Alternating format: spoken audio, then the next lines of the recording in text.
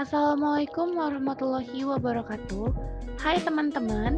Jadi, di video kali ini kami dari kelompok 3 kelas 5 Game Management Universitas Ibnu Sina Batam akan memaparkan materi tentang risiko likuiditas. Nah, sebelum masuk ke materi, perkenankan saya untuk memperkenalkan anggota dari kelompok 3, yaitu 1. Dewi Ayu Lestari, 2. Burhan Effendi, 3. Yulia Hafiza, dan keempat Nurul Hasanah Hasan. Di materi risiko likuiditas ini, kami akan membahas tentang yang pertama, apa itu likuiditas? Kedua, pengertian risiko likuiditas. 3. Penyebab dari risiko likuiditas. Keempat, jenis-jenis dari risiko likuiditas. Dan yang terakhir, manajemen risiko likuiditas. Nah, supaya teman-teman tahu apa sih risiko likuiditas itu, yuk mari kita simak video berikut ini. Sebelum kita membahas lebih lanjut tentang risiko likuiditas, maka terlebih dahulu kita harus memahami tentang likuiditas. Likuiditas adalah kapasitas pada sebuah entitas dalam melunasi kewajiban lancar tanpa adanya kerugian yang kemungkinan akan timbul di dalam perusahaan tersebut. Hal ini sangat bergantung pada liquid atau tidaknya nilai keuangan pada suatu perusahaan. Liquid pada suatu perusahaan bisa dikatakan tidak bermasalah bila seluruh aset untuk memenuhi kewajibannya tidak mengalami masalah atau kerugian tertentu.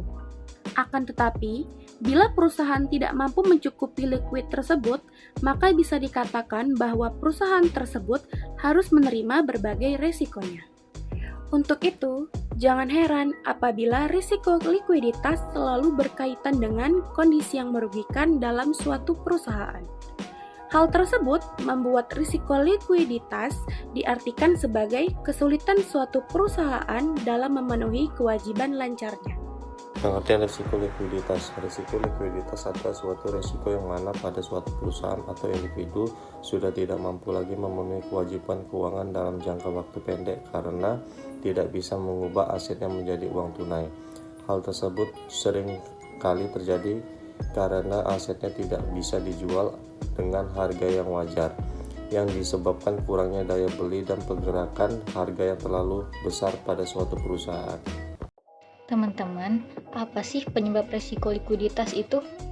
Secara umum, penyebab resiko likuiditas yaitu yang pertama, tim analisa yang kurang mampu memberikan detail dalam hal analisis dari segi aset. Yang kedua, adanya keterlambatan arus kas sehingga aktiva lancar tidak bisa melampaui nilai kewajiban lancar perusahaan. Nah, materi selanjutnya yaitu ada jenis resiko likuiditas. Ada dua jenis resiko likuiditas. Yang pertama, resiko likuiditas pendanaan atau resiko arus kas. Resiko likuiditas pendanaan mengacu kepada resiko bahwa perusahaan tidak akan dapat memenuhi kewajiban keuangan jangka pendeknya pada saat jatuh tempo. Dengan kata lain, resiko likuiditas pendanaan adalah resiko bahwa perusahaan tidak akan dapat menyelesaikan tagihannya saat ini. Nah, yang kedua ini ada jenis resiko likuiditas pasar. Resiko likuiditas pasar juga dikenal sebagai resiko likuiditas aset.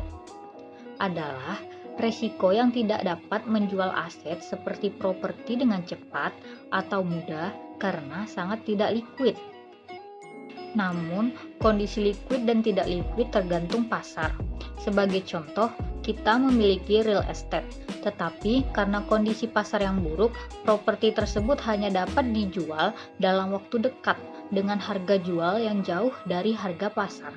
Aset itu pasti memiliki nilai, tetapi karena pembeli telah menghilang sementara, nilainya tidak dapat direalisasikan. Manajemen risiko likuiditas. Beberapa manajemen risiko likuiditas yang bisa dilakukan antara lain sebagai berikut. Yang pertama, identifikasi kesenjangan likuiditas. Tujuannya adalah agar bisa mengambil langkah untuk mengisi ketertinggalan tingkat aktiva lancar. Dengan begitu, maka diharapkan mampu meminimalisir tingkat kerugian perusahaan. Yang kedua, melakukan mekanisme yang jelas dan terarah.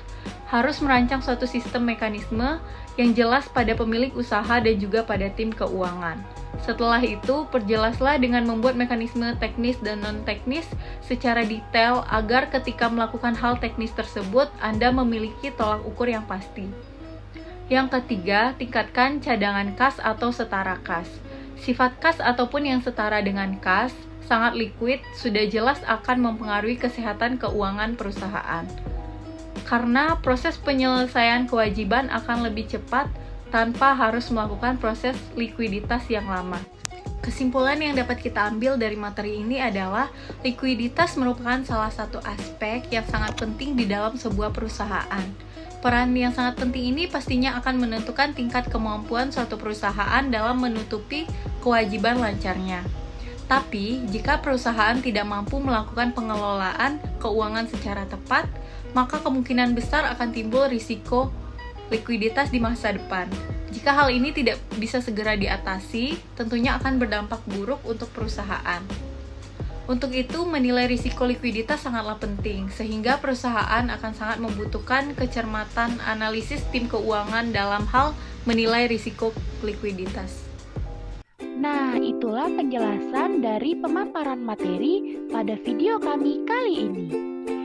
Semoga bermanfaat ya bagi teman-teman semua, dan jangan lupa tetap semangat belajarnya. Baiklah, kami akhiri. Mohon maaf apabila ada kesalahan dalam penyampaian. Kami akhiri. Wassalamualaikum warahmatullahi wabarakatuh. Bye-bye teman-teman. Sampai jumpa.